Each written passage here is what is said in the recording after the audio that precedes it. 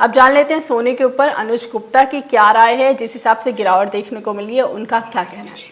लगता है कि जो भी खरीदार हैं उनको थोड़ा रुकना चाहिए, जो इन्वेस्टमेंट करने जा रहे हैं उनको अभी यहाँ पे रुकना चाहिए। हमें लगता है कि गोल्ड के भावों में और सिल्वर के भावों में कुछ और गिरावट मिल सकती है, तो वहाँ से वो खरीदारी का ट्रेड बना सकते हैं।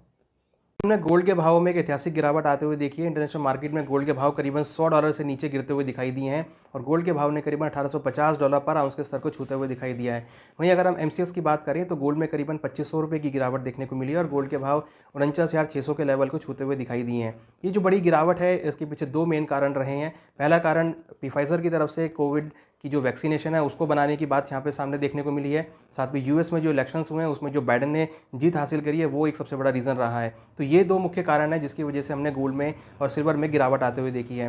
कहीं ना कहीं देखें तो बाइडेन के जीत की वजह से यहाँ पर जो अनसर्टेनिटी बनी हुई थी यूएस चाइना के ट्रेड वॉर को लेकर, यूएस की पॉलिसीज़ को लेकर, वोटर ऐसा आशा कर रहे हैं कि यहाँ पर कुछ पॉजिटिविटी देखने को मिलेगी जिससे अनसर्टेनिटी जो है मार्केट में वो खत्म होती हुई दिखाई देगी। और हमने देखा है कि जो डॉलर इंडेक्स है वो यहाँ पर रिबाउंड करता हुआ दिखाई दिया है। तो अगर ऐसे ही डॉलर इंडेक्स रिबाउंड करेगा तो गोल्ड के भावों में आगे गिरावट कुछ और देखने को मिल सकती है।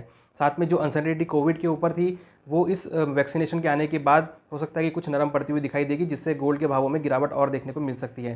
हालांकि अगर हम भारतीय बाज़ारों की बात करें तो यहाँ पर दीपावली का फेस्टिवल चल रहा है और इसमें हम जनरली गोल्ड के अंदर खरीदारी आते हुए देखते हैं। हमें लगता है कि गोल्ड के बाज़ार में खरीदारों को थोड़ा और रुकना चाहिए अभी, क्योंकि इन खबर की वजह से गोल्ड के भावों में कुछ और गिरावट हो सकती है।